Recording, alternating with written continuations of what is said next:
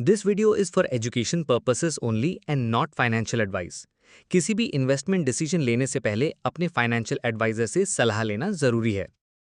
नमस्ते दोस्तों, welcome back to market talks with Vikram, जहां पैसों की बात होती है मगर समझदारी के साथ।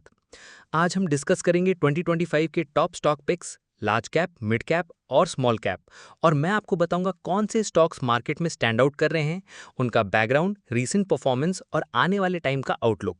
तो चलिए बिना किसी डीले के शुरू करते हैं। अगर आप स्टॉक मार्केट में नए हैं या सोच रहे हैं शुरुआत करने की, तो मेरी special learn stock market zero to hero series जरूर देखें। लिंक डिस्क्रिप्शन में दिया है। बिगिनर्स के लिए ये काफ़ी हेल्पफुल रहेगी। और हाँ, अगर आप पहली बार आए हैं तो चैनल को सब्सक्राइब करना मत भूलना, क्योंकि यहाँ आपको हर दिन प्री मार्केट से लेकर मार्केट क्लोज तक डिटेल्ड एनालिसिस मिलेगा, जो हर ट्रेडर और इन्वेस्टर के लिए वैल्यूएबल है। चलो दोस्तों, शुरू करते हैं। आज हम बात करने वाले हैं 2025 के लिए मेरे लार्ज कैप, मिड कैप और स्मॉल कैप पिक्स की। लेकिन सिर्फ नाम सुना के छोड़ेंगे नहीं, मैं आपको हर कंपनी का पूरा बैकग्राउंड, करंट परफॉर्मेंस, आने वाले टाइम का आउटलुक और क्यों मैं इसे अपने पोर्टफोलियो रडार पर रखता हूं, ये सब एकदम नेचुरली समझाने वाला हूं। सबसे पहले थोड़ा बेस बना लेते हैं। मार्केट कैपिटलाइजेशन यानी मार्केट कैप सुनने में बड़ी फाइनेंशियल जार्गन लगती है, पर सिंपल है। शेयर का प्राइस मल्टीप्लाई करो उसके टोटल आउटस्टैंडिंग शेयर से। तो सोचो जरा, आपके मोहल्ला में एक मिठाई की दुकान है, रसगुल्ला 20 रुपए का है और एक दिन में 500 रसगुल्ले बनते हैं। अगर आप इसे एक बिजनेस के फॉर्म में देखो तो इसका मार्केट वैल्यू हो गया 10,000 रुपीज, मतलब 10,000 रुपए। स्टॉक मार्केट में बस प्रोडक्ट बदल जाता है, यहाँ शेयर्स बेचते हैं, रसगुल्ले नहीं, बट प्रिंसिपल सेम है। और इसी मार्केट कैप के बेस पर एसईबी ने कंपनीज को 3 कैटेगरीज में डिवाइड किया है: लार्ज कैप, मिड कैप और स्मॉल कैप। लार्ज कैप वो बड़ी बड़ी कंपनीज होती हैं जो साइज में, रेपुटेशन में और स्टेबिलिटी में लीडर होती हैं।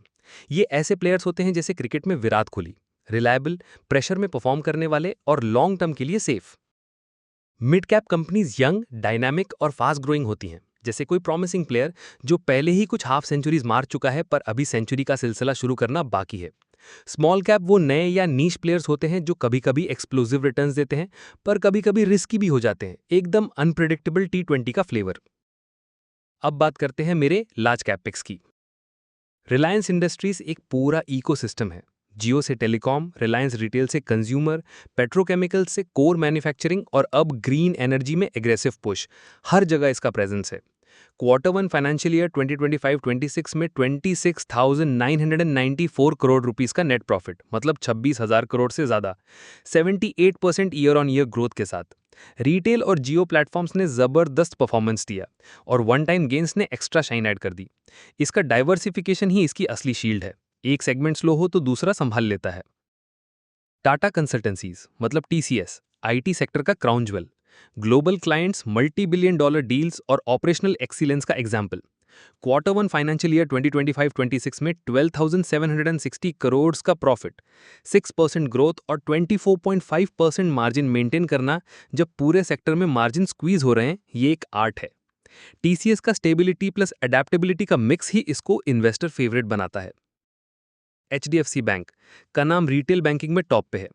क्वार्टर वन फाइनेंशियल ईयर 2025-26 में 18,155 करोड़ रुपीस का profit, 12.2% growth. Loan book expand हो रही है, डिजिटल एडॉप्शन हाई है और प्रोविजंस थोड़े बड़े हैं। बस यही मेरी पर्सनल व्यू है कि बैंक अपनी सेफ्टी कुशन स्ट्रांग कर रहा है। लॉन्ग टर्म में ये सस्टेनेबल ग्रोथ का एग्जाम्पल है।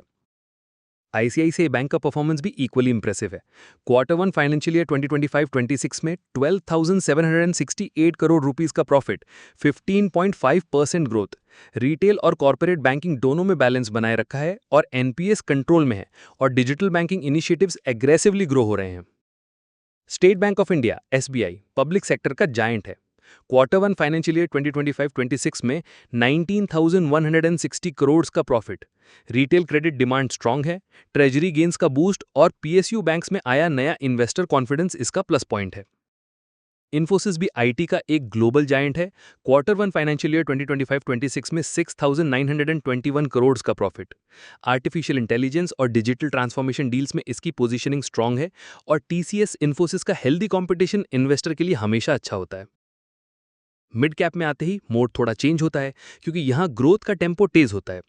ट्रेंट रिटेल सेक्टर का सुपरस्टार, वेस्ट साइड, ज़ूडियो जैसे ब्रांड्स का एक्सपेंशन एग्रेसिवली कर रहा है। Q1 फाइनेंशियल ईयर 2025-26 में 430 करोड़ रुपीस का प्रॉफिट, 9% रेवेन्यू ग्रोथ।